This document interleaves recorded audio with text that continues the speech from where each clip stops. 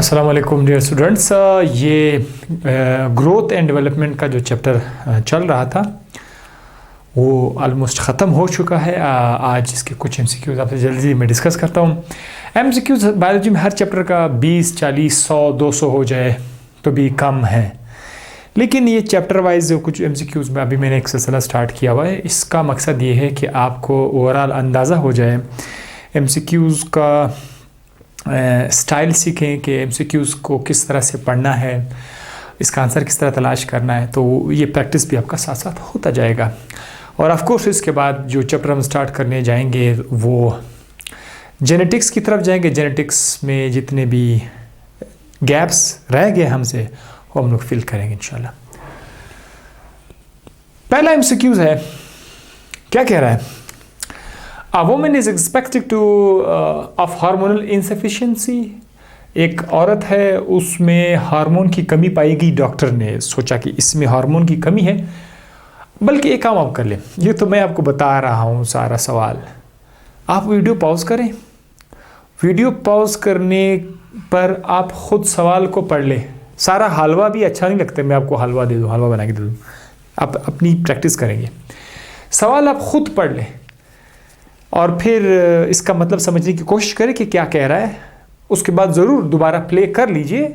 अगर आपको समझ नहीं आ रहा तो फिर जो मैं कहता हूँ वो फिर आप सीख ले, वो फिर आप सुन ले, देखें कि जो मैं बताता हूँ, जो आपने सोचा है, क्या वो सेम है या नहीं है। ठीक है? तो एक डॉक्टर ने एक वुमेन को इस बात पे एक्सपेक्ट किया है कि इसमें हार्मोन की कमी है, और जिसकी वजह से उस औरत का जो यूटेरस का जो लाइनिंग है अंदर की तरफ से, यूटेरस का लाइनिंग, आई होप आप लोगों ने मेरे साथ ये वीडियोस देखे होंगे क्योंकि सारा चैप्टर ख़त्म हो चुका है। अच्छा, वो लाइनिंग जो है वो ब्रेकअप हो रही है, जिसकी वजह से मिस कैरियज हो रहा है, यानी प्रेगनेंसी मिलती ही नहीं है, मिस कैरियज हो जाता है, 9 महीने तक रहता नहीं है, जो बच्चे का प्रोसेस है वो बनता नहीं है। बार बार ऐसा हो रहा है, बार बार मिस कैरियज हो रहा है, प्रेगनेंसी नहीं लग रही है। विच of the following would help her pregnancy? अब ये शादीशुदा औरत है, अब ऐसा क्या करें कि इसकी प्रेगनेंसी लग जाए, सक्सेसफुल प्रेगनेंसी लग जाए। तो डॉक्टर की तरफ आप क्या सोचोगे? ऑक्सीटोसिन दोगे या ल्यूटिनाइजिंग हार्मोन दोगे या फॉलिकल स्टिमुलेटिंग हार्मोन दोगे या प्रोजेस्टेरोन दोगे? जिसने ये चैप्टर पढ़ा है वो उस पर गौर करेंगे। एज ए स्टूडेंट देखेंगे कि यार इसमें मैं क्या कर सकता हूँ। अब बात हो रही है हार्मोन की, ये भी हार्मोन है, ये भी हार्मोन है, ये भी हार्मोन, ये सारे के सारे हार्मोन ही है। इनमें से कोई एक हार्मोन होगा। सबसे पहले हम देखेंगे कि रिजेक्ट करेंगे कि अगर क्वेश्चन आपको डायरेक्ट समझ नहीं आ रहा है, एक तो डायरेक्ट आपको समझ आ रहा है कि यार मैंने ये देना है। आप देखिए ऑक्सीटोसिन, ऑक्सीटोसिन का किरदार हमने मिल्क प्रोडक्शन में देखा था ना, इंजेक्शन में। इसका कोई ऐसा किरदार नहीं है प्रेगनेंसी के हवाले से, ओवरी के हवाले से, तो ये चीज़ रिजेक्ट कर देंगे। बात करते हैं इसके ऊपर ल्यूटिनाइजिंग हार्मोन पर। ल्यूटिनाइजिंग हार्मोन का काम ये था कि ये जो फॉलिकल हमारे पास जो था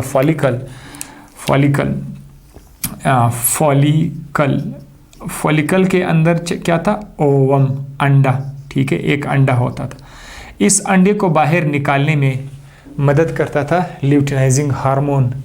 इसका भी कोई ख़ास किरदार नहीं है यूटेरस की दीवार के साथ। यूटेरस का जो दीवार है, अगर मैं डायग्राम आपके लिए लिख दूँ, अगर यूटेरस का दीवार हम लोग यहाँ पे लिख दें तो ये जो वॉल है यूटेरस का, इसकी लाइनिंग बार बार टूट रही है। अगर आपने वीडियोस देखे हुए हैं तो मैं बार बार बता चुका हूँ कि यूटेरस को अंदर की तरफ से जो माहौल है, जो कमरा है, उसे एक हार्मोन बना रहे। तो वो कौन सा हार्मोन है, शायद स्टूडेंट के जहन में आ गया होगा। तो ये भी रिजेक्ट कर देते हैं, ये भी रिजेक्ट कर देते हैं। अब FSH, follicle stimulating hormone, follicle stimulating hormone का भी इससे कोई ख़ास लेना देना नहीं है, वो भी फॉलिकल पर ही काम करता है, फॉलिकल को मैच्योर करता है। तो ये भी नहीं हुआ। अब लास्ट ऑप्शन जो रह गया, सपोज करते हैं कि किसी स्टूडेंट ने चैप्टर पढ़ा है, उसके पास इतना कॉन्सेप्ट है कि उसने कहा यार ऑक्सीटोसिन तो नहीं हो सकता। मैंने कहा इतना पढ़ा है, ल्यूटिनाइजिंग हार्मोन भी नहीं हो सकता है, FSH भी नहीं हो सकता, इतना पढ़ा तो है, लेकिन प्रोजेस्टेरोन के बारे में उसको पता ही नहीं है। अभी तो लास्ट ऑप्शन है, ज़ाहिर है उसको आप सेलेक्ट करेंगे। ये रिजेक्शन डिलीशन रूल इसको तो कहते हैं कि आपको पास थोड़ा सा कॉन्सेप्ट है, फिर आपसे डिलीट करते करते आप खुद एक उस पर आ जाएंगे। तो प्रोजेस्टेरॉन जो है वाकई भी कॉन्सेप्ट वाइज भी प्रोजेस्टेरॉन है, डिलीशन करते हुए भी प्रोजेस्टेरॉन पर ही आ जाएंगे। प्रोजेस्टेरॉन वो हार्मोन है जो यूटिरस का वॉल है अंदर से इसको बनाता रहता है ताकि ये अच्छी तरीके से वस्कुलराइज हो जाए और यहाँ पर आने वाला जो जाइगोट है वो जाइगोट यहाँ पर अपने आप को इम्प्लांट कर दे, अपने आप को अटैच कर दे, जाइगोट यहाँ पर अटैच करते हैं। दूसरा, in human development ectoderm cells migrate through primitive streak to form. अब ये जो सवाल है ये आया हुआ है आपका जो है डेवलपमेंट के जो स्टेजेस है, मोरोला, ब्लास्टोला, गैस्ट्रोला, न्यूरोलेशन वगैरह, ये उससे है, ठीक है। तो यहाँ पर वो कह रहा है कि एक्टोडर्म से जो सेल्स माइग्रेट करेंगे प्रिमिटिव स्ट्रीक के थ्रू, वो क्या बनाएंगे। अगर आपको डायग्राम याद हो, हमने इस तरह से एक बनाया था कि ये एक्टोडर्म है, यहाँ से एपीब्लास्ट और हाइपोब्लास्ट, आपको याद होगा।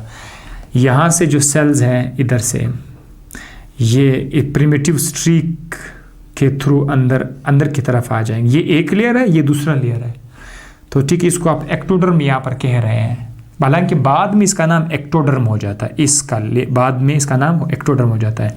तो एक्टोडर्म से सेल्स इस प्रिमिटिव स्ट्रीक, ये जो खड्डा आपको नज़र आ रहा है, ये जो खड्डा आपको नज़र आ रहा है, इसको बोलते हैं प्रिमिटिव स्ट्रीक। तो यहाँ से जो सेल्स अंदर की तरफ आते हैं और यहाँ से भी सेल्स अंदर की तरफ आ रहे होते हैं, ये सेल्स आखिरकार इधर जमा होकर के क्या बनाते थे वो आपको पता होगा, of course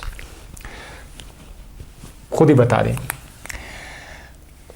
ectoderm cells migrate, आप ज़रा देखें, एक्टोडर्म्स कहीं पे जा रहे हैं, एक जगह से दूसरी जगह जा रहे हैं, तो जाने के बाद उनसे क्या बनेगा, इधर दोबारा से एक्टोडर्म दिया, ऑप्शन नंबर ए में एक्टोडर्म दिया हुआ है, तो इसको तो हम अभी से ही रिजेक्ट कर देंगे, भाई ये तो हो ही नहीं सकता। ऑप्शन नंबर बी में जो है उन्होंने मीजोडर्म दिया हुआ है, सी में उन्होंने कोरियन दिया हुआ है, सी में कोरियन, डी में यॉक्सेक है। कोरियन देखें, मैं इसको कोरियन है क्या चीज़, उसका इससे कोई ताल्लुक है ही नहीं। कोरियन, एलेंटोइन, ये सारे पर्दों का नाम है जो बच्चा है, इसके बच्चा है, फीटस या न्यूनेट आप उसको कह सकते हैं। ये माँ के पेट के अंदर जो बच्चा होगा उसके आसपास पर्दे होंगे, उसके आसपास क्या होंगे, पर्दे होंगे, एक पर्दा, दूसरा पर्दा, ठीक है, इस तरह मेम्ब्रेन्स होंगे। तो उनमें से ये जो एक पर्दा है एमनियन, ये दरअसल उसको कहते हैं। तो इसका भी इसके साथ कोई ताल्लुक नहीं है सेल्स के साथ, भाई वो हम यहाँ पर थे जो सेल्स माइग्रेट कर रहे हैं, ठीक है। तो इसको भी हम वो कर देते हैं, कोरियन को भी रिजेक्ट कर देते हैं क्योंकि कोरियन जो है उस पर्दे का नाम है। This is amnion, this is Korean. और यॉक्सेक, यॉक्सेक इसी बच्चे से यहाँ पर एक थैला नीचे की तरफ लटक करा होता है, थैला, उस थैले का नाम है यॉक्सेक, तो वो भी नहीं है। इसका मतलब ये है कि ये एलेंटोइन जो है ये इस डायग्राम से ताल्लुक़ रखता है, इस डायग्राम से ताल्लुक़ रखता है, एमनियन भी इस डायग्राम से ताल्लुक़ रखता है, अम्बिलिकल कॉर्ड भी इस डायग्राम से ताल्लुक़ रखता है क्योंकि ये जो है बच्चे और माँ के जिस्म के दरमियान जो पाइप है उसका नाम है अम्बिलिकल कॉर्ड। अच्छा सॉरी, मैं किधर चला गया, यॉक्सेक, कोरियन को, यॉक्सेक को रिजेक्ट कर लेते हैं, यॉक्सेक को रिजेक्ट कर लेते हैं, एक्टोडर्म को आपने रिजेक्ट कर दिया। तो ये जो मीजोडर्म है ये इसका राइट ऑप्शन है, आपने वीडियो में देखा होगा, ये जो है ये बाद में मीजोडर्म बन जाता है, दरमियान वाला लेयर। 3 लेयर्स होते हैं, 3 पर्दे, इससे बनेगा एंडोडर्म, इससे बनेगा एक्टोडर्म और ये बनेगा मीजोडर्म। ओके, अब वो कह रहा है कि which of the following contain both fetal and maternal tissue. Video pause करके पहले आप खुद देख ले कि सवाल क्या कह रहा है। अब मैं बताता हूँ कि सवाल क्या कह रहा है। कहता है नीचे में से जो ऑप्शन दिए हुए थे उनमें से कौन सा ऐसा स्ट्रक्चर है जिसमें माँ के जिस्म का हिस्सा भी मौजूद है, बच्चे के जिस्म का हिस्सा भी मौजूद है। तो उनमें से हम देखेंगे अम्बिलिकल कॉर्ड। भाई देखो डायग्राम आपने ज़रूर पढ़ा होगा यार, ये उनके लिए बिल्कुल भी नहीं जिन्होंने पढ़ा ही नहीं है और तुक्के मारते मारते तो वो तो। अब ये देखें, ये बच्चा है, ठीक है, बच्चा और माँ के जिस्म के दरमियान एक पाइप है, इसका नाम अम्बिलिकल कॉर्ड। तो अम्बिलिकल कॉर्ड जो है ये पूरा का पूरा जो है ये बच्चे के जिस्म का हिस्सा है, क्योंकि ये जो अम्बिलिकल कॉर्ड है ये बच्चे के जिस्म से ही बन जाता है। तो ये सारा का सारा बच्चे के जिस्म का हिस्सा है, माँ के जिस्म का हिस्सा नहीं है। अलबत्ता ये जो डायग्राम आप देख रहे हैं यहाँ पर, ये वाला जो यहाँ से लेकर ये पूरा का पूरा जो डायग्राम आप देख रहे हैं, इसका नाम क्या है? इसका नाम है प्लेसेंटा। और प्लेसेंटा पर मैंने एक डिटेल वीडियो रिकॉर्ड किया, आप देख भी सकते हैं। तो अम्बिलिकल कॉर्ड नहीं हो सकता। प्लेसेंटा इसका वैसे राइट ऑप्शन है, प्लेसेंटा इसका राइट ऑप्शन है। क्योंकि why placenta is the right option? क्योंकि प्लेसेंटा में अगर आप देखिए तो प्लेसेंटा में जो हाफ, ये वाला जो पोर्शन है यहाँ से ये बच्चे से ताल्लुक़ रखता है, और ये बकिया जो हाफ पोर्शन है जो माँ के जिस्म में, ये जो यूटेरस की दीवार के साथ अटैच है, ये माँ का जिस्म का हिस्सा है। तो placenta is the right answer कि ये इसमें दोनों के फीटल यानी बच्चे का भी है और मैटरनल माँ का हिस्सा भी है इसमें। एमनियन को हम रिजेक्ट करते हैं भाई। एमनियन जो है वो तो आपको पता है कि एमनियन बच्चे के आसपास जो पर्दे है उसका नाम एमनियन है। तो पर्दा जो एमनियन है वो तो सारा का सारा इस बच्चे के जिस्म का हिस्सा है, वो भी माँ का नहीं है। एलेंटॉइन ये भी पर्दे का नाम है। आप ये 3 पर्दों का नाम याद होगा, amnion, chorion, allantois. Amnion, chorion, allantois 3 पर्दों का नाम है, वो सब इधर है। Okay, identical twin result from the fertilisation of. अब आइडेंटिकल ट्विन्स की बात कर रही है कि वो कैसे बन जाता है। ऑप्शन नंबर 1 क्या कह रहे हैं कि एक अंडा, ऑप्शन नंबर 1 एक अंडा एक स्पर्म के साथ, और ऑप्शन नंबर बी क्या कह रहा है, एक अंडा 2 स्पर्म के साथ। इस तरह से हमारे पास ये एक ओवम है और यहाँ पर एक स्पर्म है, या कह रहे हैं 1 ओवम 1 स्पर्म। इस तरह से आइडेंटिकल ट्विन्स। आइडेंटिकल ट्विन्स ये है माँ के जिस्म के अंदर 2 या 2 से ज़्यादा बच्चे बन जाए और वो एग्जैक्टली एक दूसरे के साथ बिल्कुल सिमिलर हो, तब हम उसको आइडेंटिकल ट्विन्स कहेंगे। ठीक है। एक दूसरा फ्रेटर्नल ट्विन्स है। फ्रेटर्नल ट्विन्स में वो दोनों एग्जैक्टली सिमिलर नहीं हो सकते हैं, वो बिल्कुल उसमें से एक मेल हो सकता है, एक फीमेल हो सकता है, दोनों मेल हो सकते हैं, दोनों मेल भी हो सकते हैं, एक मेल भी हो सकता है, एक फीमेल भी हो सकते हैं, दोनों की शक्लें सेम नहीं हो सकती।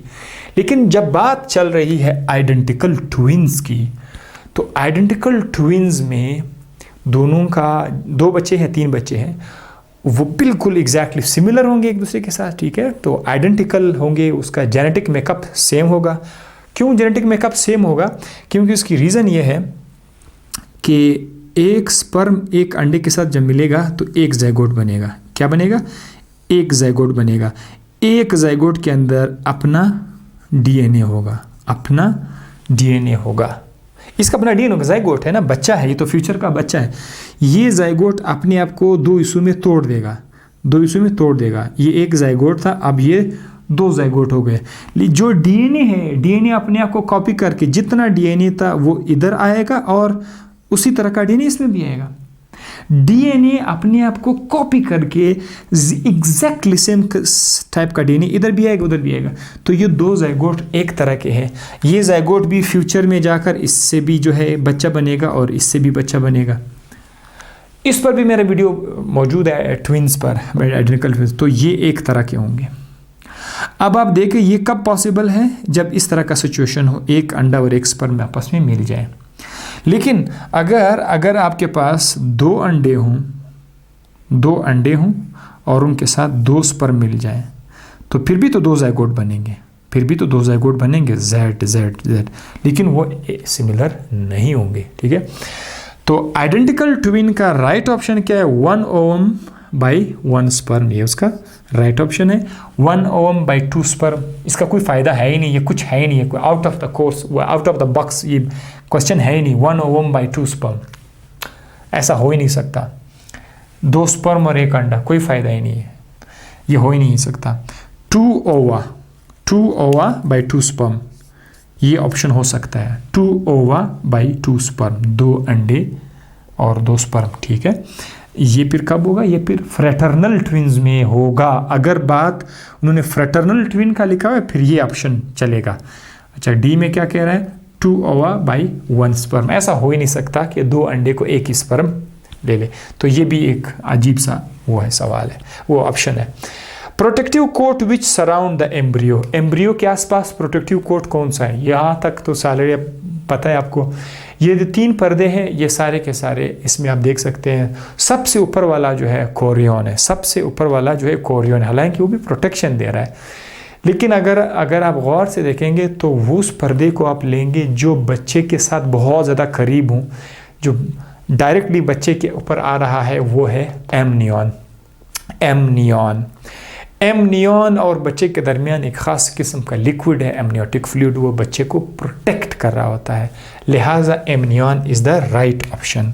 सो ये जो ए है ये हमारा राइट ऑप्शन है, बी नहीं है, सी नहीं है, डी भी नहीं है। ठीक है, तो इस तरह से, हालांकि अब ये जो सवाल है आप इसमें देखें, ये इसके जो ऑप्शन है वो सारे यही से आए हुए हैं, सवाल भी इस डायग्राम से ताल्लुक़ रखता है और इसके ऑप्शन भी यही से हैं, तो इसको डिलीशन करना काफ़ी मुश्किल होगा। डिलीशन उधर तब आसान होता है जब सवाल एक स्ट्रक्चर से आया हो और उसके ऑप्शन मुख्तलिफ जगहों से आए हो, फिर आप उसको डिलीट कर सकते हैं। यानी MCQs को सॉल्व करने के लिए पढ़ना, कॉन्सेप्ट लेना लाजमी है।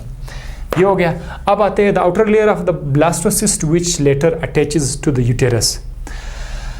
अब ये देखिए, ये ब्लास्टोसिस्ट क्या है वो भी आपको पता है। ब्लास्टोसिस्ट में हमारे पास जो जाइगोट है, ये वाला जो जाइगोट है, एक सेल है, ये वाला जाइगोट एक सेल है, एक सेल से 2 सेल हो जाएगा, 3 सेल हो जाएगा। जब ये बहुत ज़्यादा सेल्स बन जाएंगे तो इसके अंदर एक कैविटी बन जाएगी। सेल्स तो बहुत ज़्यादा होंगे लेकिन इसके अंदर एक कैविटी होगी, this is called blastocyst. Blastocyst इसको कहते हैं जब इसके अंदर एक कैविटी होगी। अब आपको मैंने ये भी पढ़ाया था कि इसके जो ऊपर वाले जो सेल्स हैं, बिल्कुल आउटर लेयर जो है, आउटर लेयर ये वाले जो सेल्स है, इसको बोलते हैं ट्रोफोब्लास्ट।